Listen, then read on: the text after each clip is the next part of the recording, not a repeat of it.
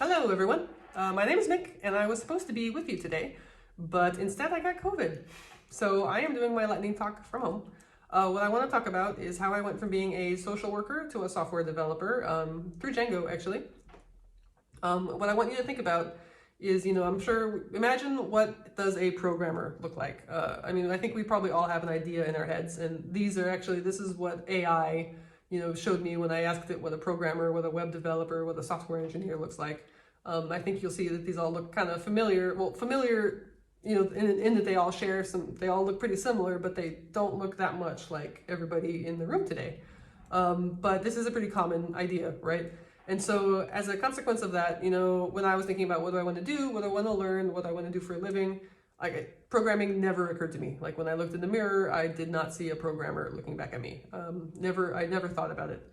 And yet my employment history is, wilderness guide, English teacher, social worker, software engineer, backend developer. Like, how these two sides have nothing to do with each other. How do you bridge this gap, right? How do you get from point A to point B? And for me in particular, it was having a problem I wanted to solve. This is obviously a very specific story, but I had a friend who would host an event, and every year it got bigger and bigger until she was having 2,000 attendees and around 150 classes, and each class could only manage 30 people per class. So she would have 150 Google Sheets, and she would have a volunteer logging in every night and counting to make sure, not counting, but like checking to make sure with every single one that there were no more than 30 people signed up, and they would like take it offline once it got to the max capacity and email the people that were 31, 32 in case, oh, I'm sorry, we're full. And when she was describing this to me, I was like, that just can't be the best way. Like, I don't know anything about automation or programming or computers, but I just do not believe that a human checking 150, forms every day is the best way to do this. There has to be another way. And so I learned, I took a Coursera course, Programming for Everyone, which is meant for people that have no programming background whatsoever. And I made a Django site, very similar to the Django site you guys are making today. It had Bootstrap, CSS, which if you haven't gotten to that today, then you will. And it had the SQL-like database, and it had a basic form. Like basically a lot of the stuff you are learning today is what I put into this site. And it was not, the fanciest, most beautiful, fastest thing ever, but it served its purpose. It was better than what they were doing before, and it taught me a lot. And so then I was like, wow, I didn't ever expect that would be something I would want to do, but actually that was fun. And so I made another site and another site, and all of them were just, my weirdo interests that, they didn't have a lot of users. It was just making a bunch of stuff.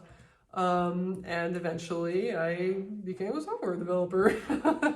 And obviously the next question that a lot of people I think in this position get to is imposter phenomenon. Right? And particularly for me, I hate the advice, fake it till you make it. I think that nobody should ever pretend to know things they don't know, especially in this field. But a quote that I like a lot from Jacques Derrida is, to pretend, I actually do the thing. I have therefore only pretended to pretend. And what does that mean? That means pretend to be a programmer. Pretend to be a programmer by making a Django-powered blog. Pretend to be a programmer by making a Django-powered event registration site. Pretend to be a programmer by making this site and that site, and optimizing your queries, and whatever you want to do.